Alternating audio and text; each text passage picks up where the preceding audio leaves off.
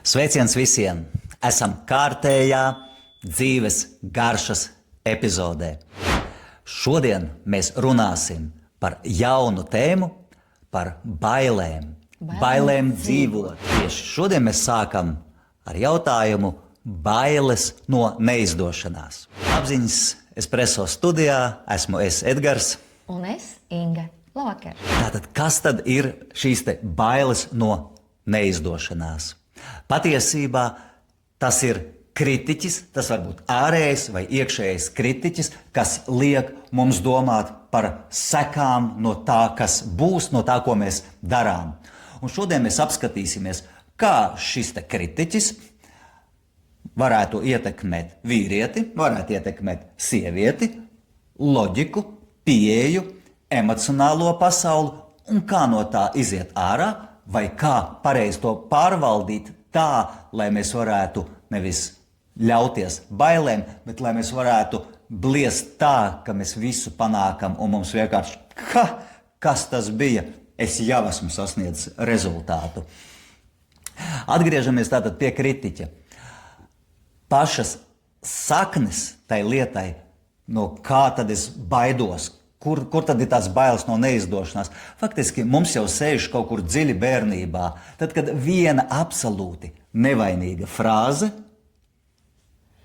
tad, kad mazs bērns ir ķēries kaut ko foršu darīt, un viņam pasaka, tu neesi pietiekami labs, vai arī slikts bērns, tur sadarīt blēņas, vēl kaut ko. Tai vietā, lai pateiktu, tava rīcība bija nepareiza, tu ļoti labi domāji, bet šoreiz, redz, tu neņem vērā to apstākļu vai šo, un tev nesanāca tā, kā tu gribēji, kaut gan tu gribēji visu to labāko. Un šī frāze, kura ir pat, varbūt pat vecāki tā bija domājuši, bet nav pateikuši, nabaga bērnam atstāja to traumu uz visu dzīvi. Es atceros personīgi man pašam, cik reizi nācies klausīties, atkal tu ne to, atkal tu ne tāds. Tur, bērnībā tur kaut kā vecāki vai vecvecāki vai kaimiņi vai skolotāji. Tai vietā, lai pateiktu, cik tu esi radošs bērns, man tur sašvīkāja visu burtnīcu, jo es biju ļoti radošs bērns. Un, protams, sliktā skolotāja. Jā, un es kā radošs bērns piegāju ļoti radoši dažādiem uzdevumiem, un tas mans radošais gars būtiski atšķirās no tā, kā skolotājs no maniem gribēja redzēt tanī burtnīcā. Man itin bieži burtnīcas bija sarkanas, un vienā brīdī es sāku just, tad laikam es tomēr neesmu gana labs, vai ne? Jā, tās sarkanās burtnīcas saka, tu domājies, ka tā vietā, lai ar to sarkano tinti apvilkt tās vietas, kur tev forši izdevās, jā, absolūti viss sašvīkā un redz, tev neizdevās, tev uz to tā kā norāda, jā, un tu saproti, man nekas neizdevās. Kompleks uz visu dzīvi no sarkanām pildspalvām, kur redz kaut kas ar sarkanu ierakstīts, viss. Tad es neesmu gana labs. Akcents uz kļūdām. Jā, un skaties, kas tālāk notiek. Es kā bērns izaugot ar pārliecību, es neesmu gana labs, trakākais izaugu.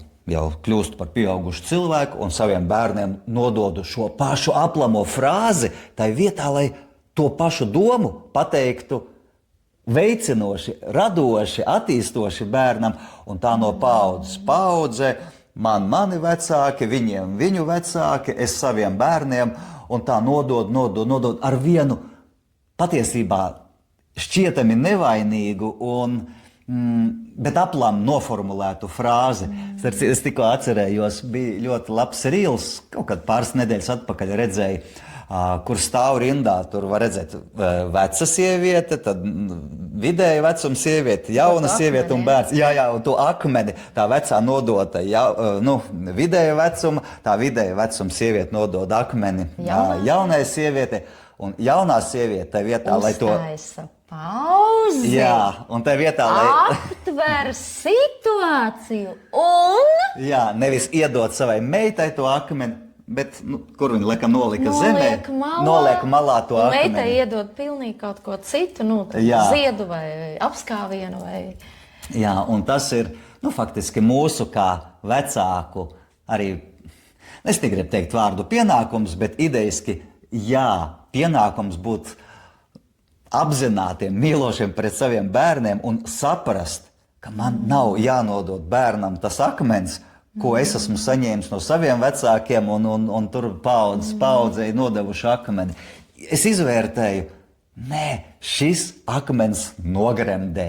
Es gribu bērnam iedot kaut ko pilnīgi citu, un es nolieku to akmeni malā. Tas ir, ka mēs ieklausāmies savās sajūtās. Tu šeit stāstīji, kā Ligoris tādu piemēru par savu bērnību, kur daudziem droši vien tas arī atsauc kaut ko atmiņā, kaut kādas savas sadzīviskās situācijas, bet es dzīvi uzreiz atcerējos situācijas, kur man tā kā ar maniem bērniem.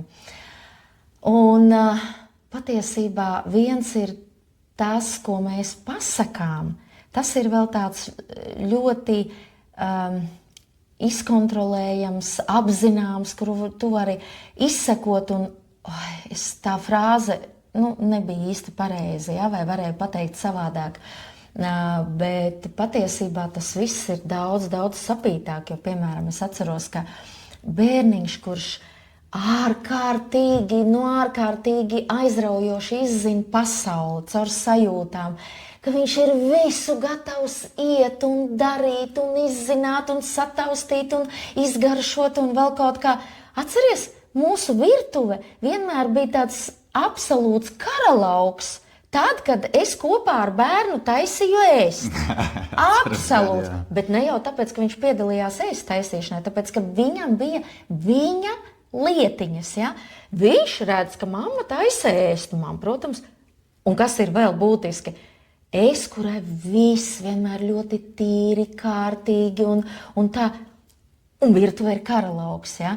Jo bērns tur sēž apakšā uz grīdas, izvilcis kaut kādu toverīti ar groziņu vai ko, pieņemsim ar sīpoliem, un tās mīzas visas tur noņems un visu tur, tagad tā virtuves grīdi, jo viņš taču arī liek vienā trauciņā, un viņš liek bļodiņā, un viņš liek pannā, un viņš liek katliņā, un viņš vēl kaut ko, un tagad iedomājies, ja es tajā brīdī viņām par kaut kādu kārtību sāku aizrādīt, ko tu, tas bērns nekad vairs neķersies klāt kaut kam, kur viņš būs ļoti radošs. Vismaz viņam tā sēkla būs ielikta apziņā, ka ja es mēģinu savā veidā kaut ko izmēģināt izdarīt vai no kāda mācīties vai skatīties kā piemēru un darīt tā, kā es to varu tajā brīdī, mums pieaugšiem jau arī ir tā, mēs tā kā vajadzētu tā, bet šobrīd varam tā.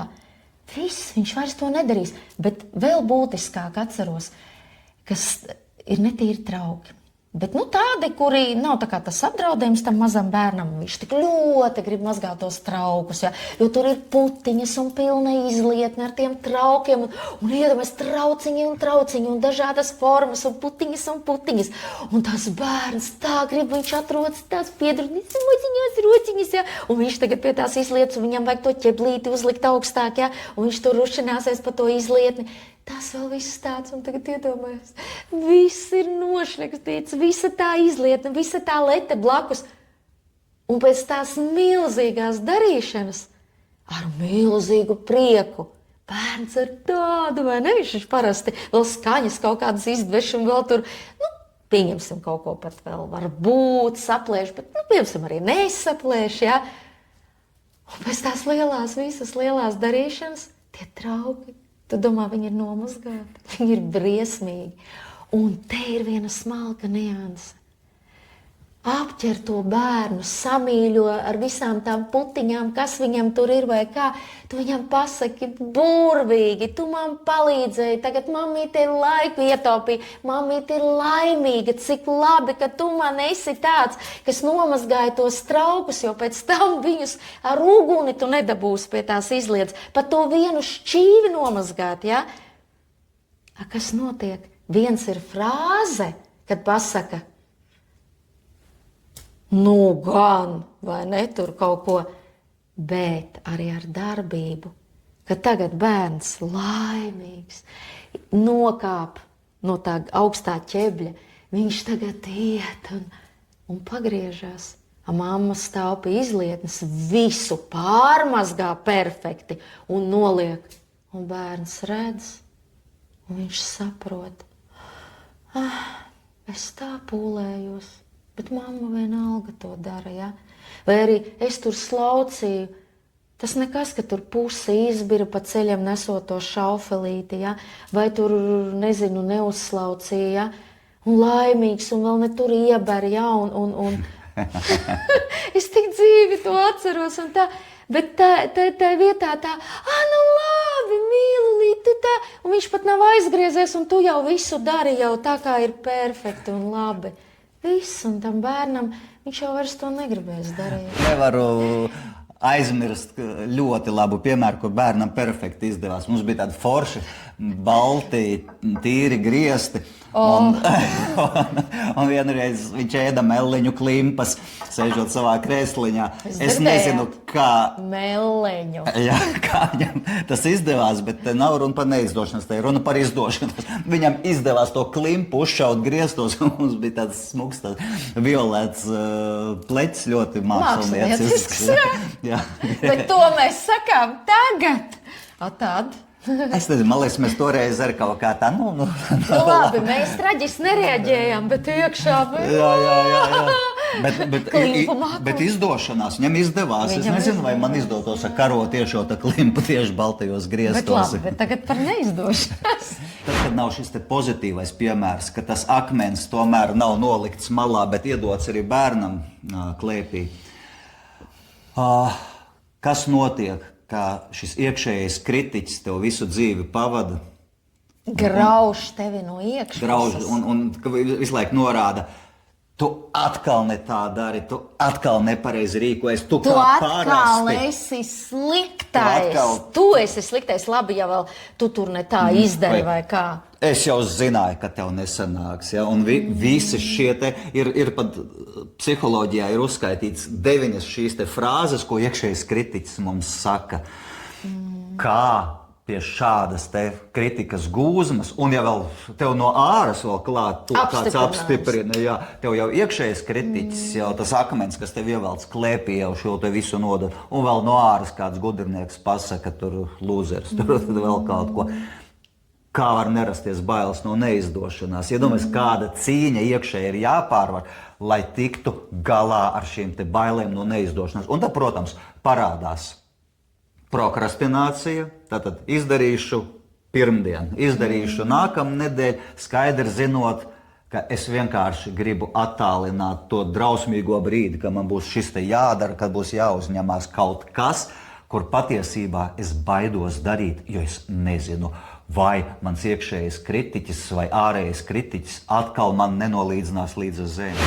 Patiesībā es atlieku nevis to darīšanu, bet es tajā brīdī atlieku tās sāpes, iekšējās sāpes no tā, kā es jutīšos, ja? Cik ļoti slikti es iekšēji jutīšos. Es jau to atlieku, ne jau lietas atlieku. Jā, jo patiesībā, es zinu, ja man dzīvē ir kaut kādas lietas, kas ir izdarāmas, citi tādi paši kā es, viņus dara. Es pats varbūt kādreiz esmu darījis vai neesmu darījis, bet es ar prātu saprotu, tā ir parasta lieta, varbūt viņa drusku sarežģītāka par rutīnu, bet tās bailes iestājas un paralizē, un es viņus vai nu atlieku, vai nu es izdomāju kaut kādus ieganstus, kā to darīt savādāk, vai kā uzvelt citam, vai iestājas šī te perfekcionisma problēma, kur es, pieņemsim, būdams perfekcionists, es nesaku, es tāds esmu, kaut gan jau, ka arī ir bijušas situācijas, kur arī es vai nu ar domu, nē, es to nevarēšu izdarīt perfekti tā, kā tur iekšējais vai ārējais kritiķis sagaida, un tad es labāk vispār nedaru. Vai arī, tad es daru, bet tad esmu pārmocījies, tad es esmu ar sajūtu, es esmu izdabājis kaut kam tur, kurš tagad nevarēs par manīm pateikt, ka tu neesi pietiekami labs, tu neesi gana labi izdarījis. Cik daudz lietas mēs dzīvē vienkārši neizdarām, dēļ tā, ka man ir bail, un ka, ja es neizdarīšu perfekti, un tad es nedaru. Un tas ir tas bailes dzīvot, bailes vispār būt kā tādam, būt pašam sev, ka visu laiku es skatos, ko man tas tur, nezinu, sauksim viņu par abstraktu mammu, ko mamma teiks, ko mamma padomās, ja, kas mums sēž kaut kur pakausī. Tā kā no bērna pozīcijas. Jā, tas ir no pieaugušā. Cilvēks ir izaudzis. Nē, es domāju no bērna pozīcijas, iekšējās bērna pozīcijas. Ka visu laiku... Ārēji jau tur varbūt pieaudzis. Jā, teiksim, 40, 50 gadīgs vecis, no kura apkārtnē, nezinu, vai priekšnieks vai kas, no kura visi baidās sadzīvē, viņam sēž kaut kāda mītiskā mamma aizmugurē, un viņš būdams jaudīgs, riktīgs vecs ar ārēju pat varu, ko mamma padomās, tikai to neviens neredz, bet viņa galvā tas sēž šis te tēls. Vai ne? Vai arī ieslēdzās kaut kāds otrreizējā labuma meklējums, kur cilvēks izdara visu, lai izgāstu to pasākumu, bet lai viņam būtu jau attaisnojums, kāpēc viņš to ir izgāzis. Absurds izklausās pilnīgais. Iedomājies konkrētu piemēru. Man, pieņemsim, rītdien ir darba intervija, kur man ir ļoti svarīgi dabūt to darbu, bet manī iestājas šīs te bailes, ko par mani padomās, vai ko teiks mans iekšējais kritiķis, bailes no neizdošanās. Un es absurdā veidā pieņemsim, uztaisu tusiņu līdz rītam, lai man būtu kāds, uz ko novelt vainu, ka nevis es neesmu labs, kāpēc man neizdevās, bet tusiņš vainīgs. Nu, un es, teiksim, notusēju līdz 4 rītā tur ar, nezinu, draugiem un visādiem grādīgajiem vai vēl zinu ko. Pēc dažām stundām esmu cēlies, nekāds aizrāpoju uz to interviju. Protams, ka intervijā es nevaru ne pusi no savu potenciālu parādīt, dabūnu noraidījumu un neizēju to interviju, un man ir attaisnojums. Lūk, tur, tas neizdevās, nevis tāpēc, ka tur es esmu labais, vainīgi ir apstākļi, bet es tā kā radīju tos apstākļus, lai man būtu uz ko novelt atbildību. Ja? Tas ir bieži arī kā bērni. Viņam pasaka tā. Rītdien tev ir jāsakārto sava istaba. Un tad iepriekšējā vakarā vienalga, jebkādi apstākļi, kur pēc tam nākamajā dienā varēs teikt, māma, es taču noguru, man bija tas un man bija šitas un vēl kaut kas bija tur jāizdara un tas bija jāsatiek un vēl kaut kas, es šodien esmu pilnīgi pārgurus. Ja? Un pilnīgi un absolūti neesmu gatavs. Elementāri. Ir arī tādas situācijas, kad mēs gribam lietas izdarīt ļoti augstā kvalitātē, nevis aiz bailēm, ka man neizdosies, bet aiz savām iekšējām kvalitātēm. Ja?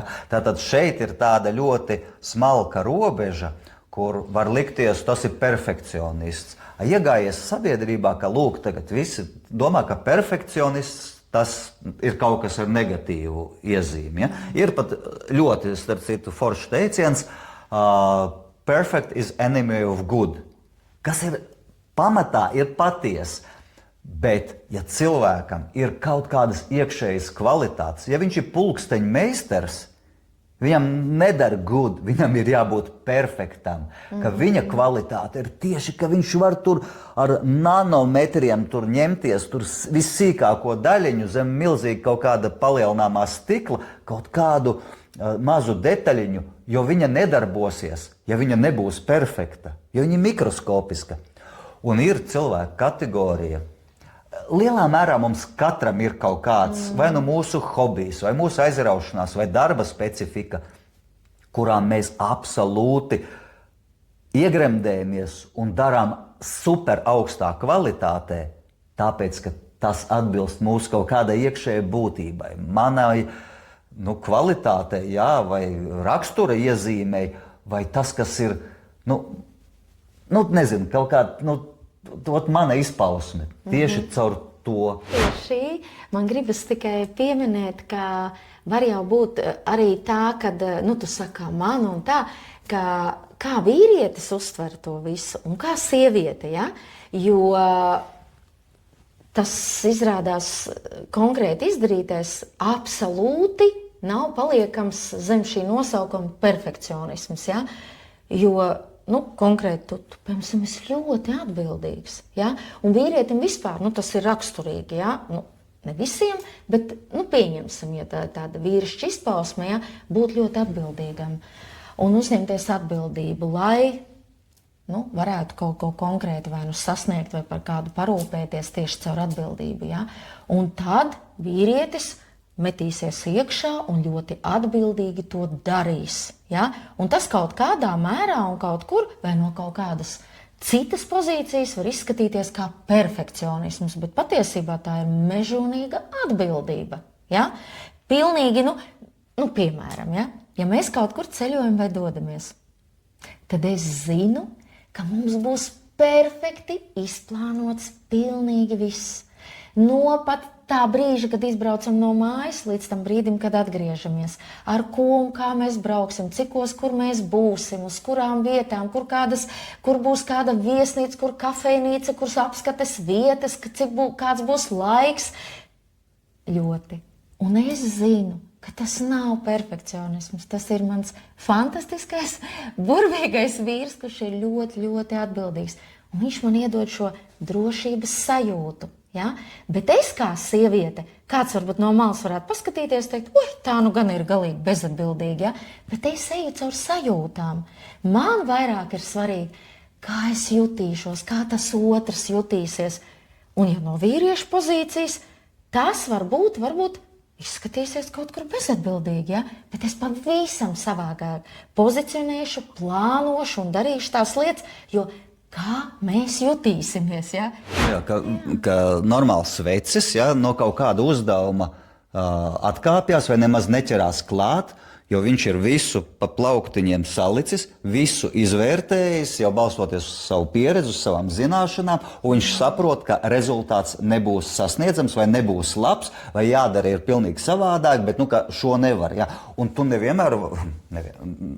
mēs nevienmēr varam apgalvot, ka šis vīrietis ir perfekcionists aiz bailēm, varbūt viņš ir tieši labs savā aprēķinā, ka viņš ir salicis visu pa plauktiņiem. Ļoti atbildīgs tas, ko es. Jā, tā tieši dēļ atbildības, dēļ savām kaut kādām kvalitātēm, nevis emocionāli ielecis iekšā un pēc tam saprot, izieps, es nevaru to nodrošināt. Ja? Un pretēji, cilvēki, kas dzīvo vairāk caur emocijām, un tas ir sieviešu spēks bieži, ka nemaz neiedziļinās visā tādā ķēdītē, kā vīrietis pragmatiski būtu salicis. Jo, starp citu, Inga, tu nereti tā arī dari, ka tu iemeties iekšā, jo tev ir sajūta, tu nemaz tur neskaties, tur varēs, nevarēs, tu vienkārši ķeries un dari. Bet redz, tev tā metode, tu tomēr esi ļoti mērķtiecīga un ielecot emocionāli kaut kādā situācijā, tu bieži varbūt panāc to, ko es ar savu, jau izrēķināšanu neuzņemtos un neizdarītu. Jo tev ir tas, reku sajūta ir darām. Tāpēc nevienmēr viss, kā mēs redzam, to var palikt zem kaut kādas birkas. Tā gluži nav. Tas ir tas, kad ir redzamā daļa un ir neredzamā. Un tas, ko mēs šobrīd, par ko mēs runājam un par ko veidojam šo sēriju, ir mēģināt uz lietām paskatīties no tās iekšiņas. Ja? Un paskatīties, kā tā drēbe ir veidota. Ja? Un kas ir tas, kas veido to konkrēto situāciju un kā uz viņu paskatīties. Jā, jo vienkārši pateikt, perfekcionisti visi ir bailīgi, pilnīgas blēņas. Ja? Tad tur ir gana daudz lietas, kas var izraisīt šīs sajūtas, baidīt, es gan pateicu, darīt vai nedarīt. Ja? Viņas var būt aiz bailēm, tikpat labi var būt arī aiz iekšējām kvalitātēm.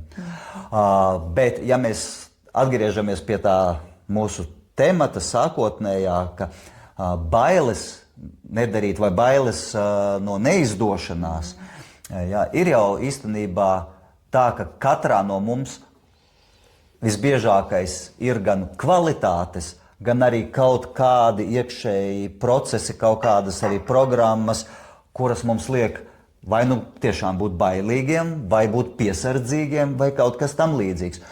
Un tad ir ļoti svarīgi izvērtēt racionāli, vai tās bailes viņām ir pamats vai nav. Ja, kas notiks, ja es veikšu šo darbību, un kas notiks, ja man šī darbība neizdosies? Ja sekas būs ne tam, ko es sagaidīju, vai būs pilnīgi izgāšanās, vai tas process vispār aizies šķērsām, vai vienalga. Te ir tāda metode, kā iedomājies, kas visbriesmīgākais, vissliktākais ar tevi var notikt. Jā, un paspēlējies ar domu. Jā, bet tiešām no sirds, tā, ka tu jūti pilnīgi, ja, paņem un sev, uztaisi sarakstiņu, uzraksti, kas var notikt. Tu vari prātā iziet cauri, vari vienkārši uzrakstīt, skatoties, vai tu esi caur sajūtām, vai caur redzi, tev vajag redzēt to, vai sēst. Un tad tu saproti, ka patiesībā nopietni tas var notikt. Nevar taču tas notikt. Un pat, ja tas notiks, kas notiks? Jā, kas ir tā? Vai tagad mana dzīve būs beigusies? Ja? Vai mana karjera sabruks? Vai viņa tiešām sabruks? Ja? Kādreiz bailes pielaist darbā kļūdu, jo tam man tur atlaidīs. Izvērtē, ja tāda situācija, ka tiešām par šo kļūdu tev atlaidīs, ok, tad tev ir pamats būt perfektam, lai tas nenotiek. Bet objektīvi skatoties, ja tu vari nopamatot savu rīcību, ja tu pats sev pirmkārt, ja? Un, protams, arī, ja tu vari priekšniekam vai apkārtējiem vai kaimiņam vai lai kas tas būtu, ka tu vari parādīt, jā, mana loģika ir šāda te, es būvēju šo lietu ar šādu redzējumu, un tas rezultāts, kas neiestājās vēlamais, ir ok.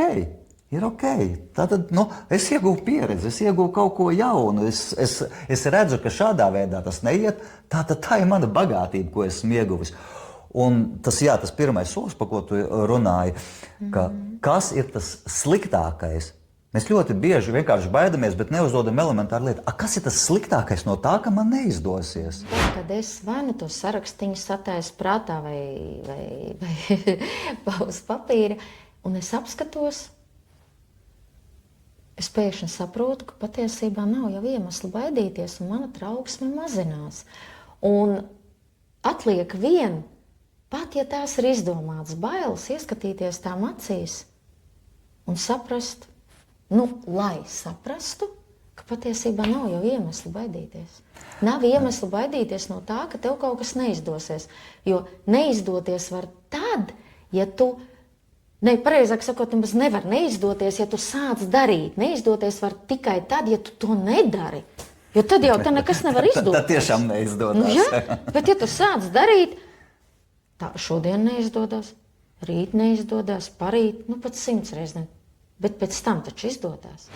Atceries, ir tas viedais teiciens, ka bultas trāpījums mērķi ir 1000 netrāpījumu rezultāts. Jā, tā jau arī ir. Jā, un ir viens arī ļoti vērtīgs paņēmiens, ka neizdošanos nosaukt citā vārdā. Nosaukt viņu par mēģinājumu, par treniņu, par mācību. Nevis, ka tad tu piešķir citu emocionālo nokrāsu tam rezultātam, kuru tu vari nosaukt par izgāšanos, neizdošanos, nosauc par kaut ko veicinošu, ka tas ir mēģinājums. Tas bija foršs tests, kurā es uzzināju daudz ko jaunu. Ja? Tas pilnīgi pagriež pilnīgi citā gultnē to visu. Es atceros, ka kaut kādā vecumā man bērni prasīja, mēs tā sarunājāmies par kaut kādām, teiksim, arī tur jauniem izmēģinājumiem, jaunu kaut ko gribas pamēģināt, izdarīt, sasniegt un tā tālāk, un izzināt, ja. Un es jūtu, ka stāsts ir par to, ka bailes kļūdīties, ja nesanāks, ja. Un tad es atceros, ka es tieši teicu, ka tu zini, nav jau kļūdu. Es saku, kā nav? Ir kļūdas. Nē, nav. Bet kas tad tas ir? Tā ir tava iespēja. Atkal un atkal tava iespēja. Un te ir stāsts par to, vai tu izmēģināsi vai neizmēģināsi, izmantosi savu iespēju vai nē. Tev iespējas var būt 100, varbūt 1, varbūt 5. Kāda starpība, bet tās visas ir iespējas. Un es atceros, kā puikām pilnīgi, es skatos, viņam izmainās viss tas skatījums, ja? Ka izrādās, nemaz nevar kļūdīties. Var tikai kā atrast atkal un atkal jaunu iespēju. Jā, nu, tā kā ir ļoti svarīgi, kā tu pat sev varbūt nodēvē un piešķir to tādu emocionālo nokrāsu tam visam, bet patiesībā tā jau arī ir. Kā tu uz lietām paskaties? Vai tā ir neizdošanās, vai tā ir iespēja? Un tas, ko mēs varam tev piedāvāt, paņem, uzraksti uz lapas, kāda lieta tev šobrīd ir tā, kur tev sajūt, ka tev negribas darīt, vai ka tu meklē attaisnojumus kaut kādai potenciālai neizdošanai, vai ka tas rezultāts var būt ne tāds. Uzliec šo lietu uz papīra un tad nosauc viņu citā vārdā. Pamēģini. Ko, manuprāt, mēs zem šī varam pavilkt svītru.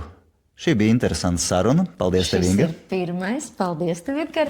Un šī ir tikai pirmā iespēja par bailēm dzīvot. Būs vēl. Jā, jo bailes ir daudz un dažādas. Nu ko, paldies, ka skatījies. Paldies, ka biji kopā ar mums. Līdz nākamajai tikšanās reizei. Čau! Paldies!